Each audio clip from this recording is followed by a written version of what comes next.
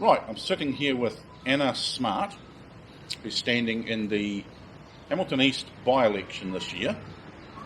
And normally I would start by asking why should we vote for you, Okay. but because it's not a normal election, it's a by-election, although most people won't understand the difference between the two, I think. What I'm going to ask you instead is, what's your stance on issues to do with cycling and alternative transport forms? Yeah. I must say this is a selfish question because I ride a bike everywhere, I don't drive a car, and I've decided that for this election I will be looking at the whole cycling issues around Hamilton.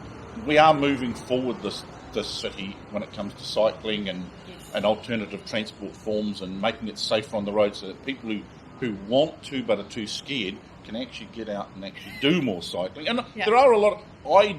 I just go on the road and I'm not really afraid of riding because I've been doing it all my life. Yeah. And it's like, I'm here on the road, deal with it. And suck it up, car driver.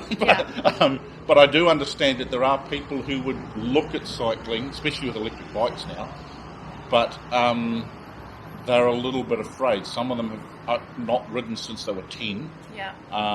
And they're a little bit afraid of being on the road with cars and this sort of thing because they don't have the confidence. We've got some terrifying roundabouts to Yes. navigate. We've got some terrifying roads to cross. There are even roundabouts that I avoid at certain times of the day because I know they're just going to drive me nuts. Yeah.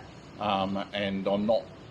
Drive you nuts is one thing, drive you off the road and hurt you is another. And I'm not that enthusiastic to take a chance. I do like the 5 o'clock adrenaline rush occasionally. Yeah. But only on certain roads where I know if you still get the rush, but it's still relatively safe. Yeah. If you're confident and you're completely aware. Most cyclists I've discovered who don't ride often are not completely aware of their surroundings and what's happening. I use the approach of, I assume all car drivers are not going to follow the road rules, so I always make sure something's going to happen or not happen before I take action. I won't go through an intersection just because I've got a green light. I'll make sure everything's come to a stop before I go through. Because you can't rely on the people. Yeah, because you never know when someone might just decide to run a red light. Right?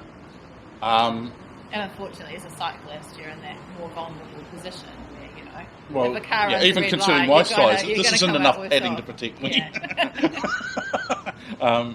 But I still like the adrenaline rush of that, where your brain's constantly switched on and it's tracking everything, keeping an eye out where the cars are, who's moving where, and all this sort of thing. And I do like that. Yeah. But a lot of cyclists aren't at that level of riding. No. And they're not aware that when you get motorcycle riders, for instance, they're the same. They are used to looking so far ahead it's not funny. Yeah. Because they're in a similar category to cyclists. Yeah, vulnerable. Car drivers, a lot of car drivers barely look more than 20 or 30 metres ahead of their car. And so often you get cases where a kid has run out of the road and been hit by a car because the car driver hasn't taken notice that there's some kids on the side of the road. I will slow down for this next 10 metres because they might run out on the road. Which is the first thing you get taught in defensive driving. Yeah. Is look not in front of you, but look way in front. Yeah. Yeah. And as a cyclist, you learn that by not getting hit. Now, I've been cycling for 40-ish, 40, a bit over 40 years, I suppose. Yeah. I've had one really minor road accident where a car tapped my back forks. Yeah. But I wasn't injured or even knocked off the bike. Yeah. Which is not bad, but my approach to riding has probably been different than a lot of Sense. Yeah. So back to the question. Okay. What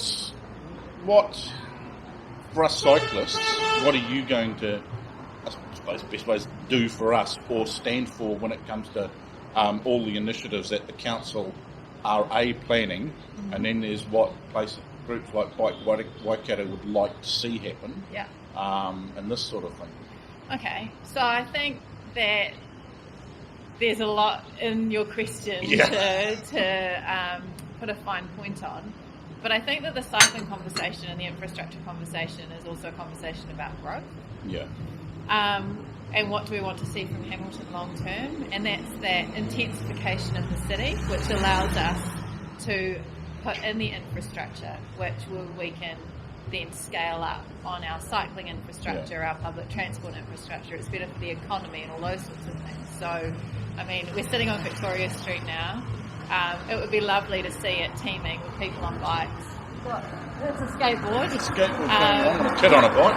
You know, a kid on a bike. We've got the Lime and the other friends scooters around. So, you know, while there's people walking past and there's been the odd one or two on other modes of transport, I mean, what you'd see in a vibrant city is people spilling onto cafes and chairs and people bustling past. Yeah. As well as the cars. I mean, I spent 15 minutes trying to find a car park, and I did go to one of the car parks and it had 6 parks left. And you don't know how amusing that is to a cyclist, that you spent 15 minutes looking for a park. No, I know, it's awful. It's awful. Might be awful to you, but it's a huge laugh for us cyclists. Well, yeah, but you could have got me off the road. I mean, the thing is that from a personal perspective, I've got 3 kids that get to school. Yeah. One takes the bus, one scooters and mixes a scooter and takes the bus, and then the other one rides. So I drive for my work, and it's unlikely that I would ever be in a position where I couldn't drive.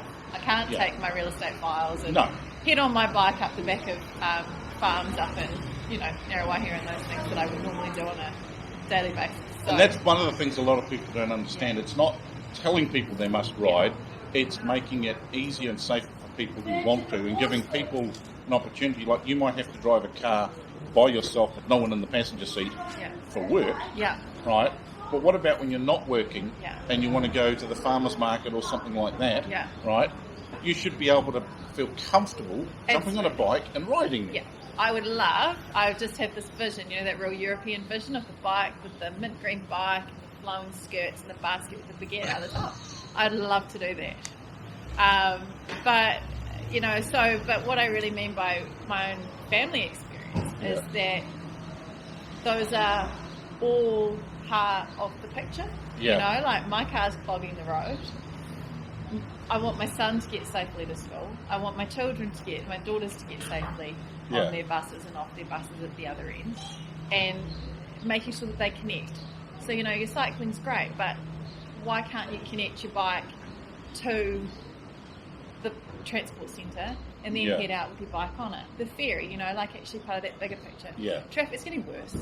It's like they're talking about the connect through possibly Peach Grove Road to connect all those schools, which I think is a good idea.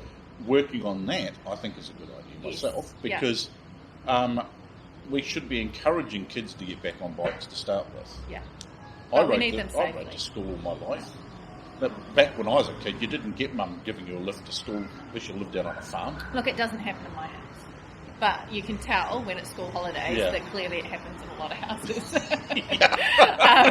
Like, it's just, there's no hiding the fact that the traffic's significantly better. And so that's part of the growth conversation. So it's growth and intensification in the city, making sure that we've got the supporting services, so putting in the pathways. I love the footbridge concept from Memorial Park into the city and turning the regional theatre around. You know, that's all part of that vibrant, thriving city and sustainable city that we want to be building and growing into. Especially if we want to increase inner city living. Absolutely. It does have to be safe and usable and interesting for people. Yes. As a cyclist, I could see there's certain streets in the centre of the city that could be completely carless without any great problem. Yeah. It might be a bit early for that here, because it's not in Denmark. Ross Trevor Street was clearly not the right place. No, that was a little bit remote. Even I had a problem with that one. I thought that was a completely silly idea. Yeah. Wrong place. The Ward Street concept, I think, was heading in the right direction. Yeah, right idea, wrong execution. I could have quite happily seen this end of Ward Street up here that connects to Victoria Street completely shut off again. Yeah, or the Starbucks corner, because people all flow across the Starbucks corner. Oh, yeah. Or do something about the family safety issue, which is the Garden Place, Centre Place connection, street shed, whatever that is. I can't see that there would be a huge problem. Driving cars through that piece of between Civic Square Garden Place, I always had an issue when they brought that back to allow cars through there. Yeah. I always had an issue with that because I never thought that was a brilliant Yeah, idea. I just think it's a shame. I actually really like the Ross Trevor space, but I don't think it should be a cut-off road permanently, but I love the idea of them being able to take that back. Keep the painting and reclaim it for events, because the Tuduru Night Festival was fabulous. Oh, yeah. It was an amazing space for that. You know, when we've got the events happening at the stadium and all of the vision that people had for it, when we need it, we should be able to take it, but not as a permanent thing. No, because it spent most of the month completely empty and deserted. Yeah. And I think that was a bit of a waste. Creating traffic issues elsewhere. Yeah. So, but just back to growth. Yeah. That we've got the intensification, we've got the vibrant, bustling, thriving city that we want to be, but we can't also avoid the fact that we've got to push out, because we're needing more. We're needing to spread. We're needing more out of communities. We've got Peacocks coming online. Flagstaff's pushed out. There's a section of Flagstaff that just sold for $1.4 million. That's a section. A section? That's how short of land we are right now. It was Riverside, absolutely beautiful, but that's more than you'd pay for most houses in Hamilton. Yeah. Most houses. But so we've got to be able to connect those communities in with the city. And so that's where having a really strategic approach and a really considered approach to it as a big picture is what's really important to me. Because I have seen that in some of the new developments, councils have been doing things that are, I just can't remember the one I was thinking of. It's out east of Hamilton, on the eastern edge there somewhere. Greenhill? I think that might be it, where cycle lanes and stuff are going in as it's being put together. Yes, they're not separated cycle lanes, but they're still usable, because I've gone through them a few times, and it's. There's no coincidence that Rosatuna High School has got the highest number of students that bike to school, because when they built out into their area, they have built safe, car-free cycle paths and walking paths, and they connect up, and you can get without needing to be on the roads or the main roads, and that's the difference, and that's what they need to continue to be doing, have that big picture approach as it's developed. The other thing there's been a bit of an issue with mine is places to chain bikes up to. Oh yeah, see, that's easy though, right? Like, I mean actual bike stands, because as a cyclist, safe the bike concept stands. is you basically ride pretty much up to where you want to go, like this calf. My bike currently is chained up to a pole. Yeah. It's not a bike stand or anything, because there's no bike stand within Kiwi of here until you get into Garden Place itself. And that's an easy and simple, inexpensive upgrade. Yeah. It's not, the $32 million 3K street that they're putting into Cook Street, for example. It's just a case of going, okay, we can put some bike stands in here. Yeah. And they're not expensive. No, and not hard. No. It's a simple problem, a simple fix. So do you think, if we've got the right councillors on council, and we've got a few of them at the moment, and if you became one of those, we can see a positive progress in this direction, allowing for the slowdown, because motorists, a certain sphere of motorists that are always going to grizzle about it, because they're just too used to driving a car. Yeah. And I've got nothing against cars. I'm a passenger in one a lot. Yeah. But there are a lot of times when I've seen people driving around that could have been on a bike or some other form of transport, especially during summer. Maybe this time of year is a bit dodgy, but And do you think Hamilton is slowly moving forward?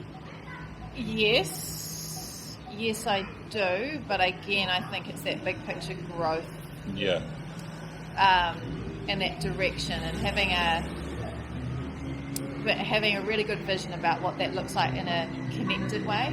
So, I mean, cycling's so much fun. We're a biking family. Yeah. But I can never put my groceries in it. I really do sort of tend to favour more towards the public transport side of things. Okay. Because, you've got little kids. You can't, little kids are hard. It's fine if you got one, you can get them in a little car seat. But, I had three between 3.5 years. I couldn't get them all on a bike. Yeah. You can't get the groceries. You can't pick the kids up on the way. But you can do that with public transport. So I am significantly more, probably, I think that's probably a slightly more accessible way of doing things. Yeah. but it's that multimodal and that safe when people are there. I mean, one of the things about the separated cycle lanes is the street sweepers can't get in there. Yeah, and that's a bit of a nuisance for cyclists because there's the one on Claudeland Street, for instance. The number of times it's full of rubbish and stuff like Broken that, bottles and debris. which is a bit of a nuisance. Yeah. I saw somewhere a separated cycle lane that was more like a little speed bump on the edge, Yeah, which meant street sweepers could get in there yeah, rather than those big concrete pieces. yeah, Yeah, and they would be good. yeah. I see we're starting to get more connected between Hamilton Gardens and the cycle paths out Oh, yeah. out towards Cambridge. Yeah, So while at the moment you can go from Ngaruahia to the gardens Yeah. following the river, you'll soon be able to stay off the road going all the way to Cambridge. what a pretty ride. I mean, what a great Yeah. afternoon activity. You know, so I'm all about fitness and health as well. So, you Yeah. know, like that fulfills that well-being of residents Yeah. as well as the growth. All they But- need to do now is better connect the rail trail piece that follows the railway line Yeah, to that, yeah, because I must admit I tend to use the river and that rail trail Yeah. more like a cycling highway when I'm going. If I'm going anywhere in Frankton, it involves that cycle piece along. So that's your motorway. Yeah, Yeah. yeah. And I can peel off that at Yeah. different places. Awesome. And I think those sorts of things are a good idea. Yeah. Yes, those are limited and already built areas, but as we expand outwards, some of those suburbs, it could be quite easy to connect them together with something specific for cycling, so that if you live out there and you're not coming into the city, Yeah. you've got a fast, Cycling, scooters, all that sort of skateboards, all thing. of them. Yeah. And I can see that getting your bike onto a bus could be a little bit tricky, especially with electric bikes. Ah, you should be able to get But- your bikes and your dogs. You You know, should be able to do it all. I think you can take them on the train to Auckland, can't you? In a Yeah. bag? Or with a muzzle? No, Something. with bikes. Oh, your bikes. Yeah, your bikes you can. Yeah. Dogs you need to muzzle. Look, thank you Yeah. for your time. If anybody does want to know more about me, my website's annasmart.co.nz. Cool. Okay. And thanks for your time, Thank you, Lance. and have a nice day, Yeah. and good luck with the election. Thank you.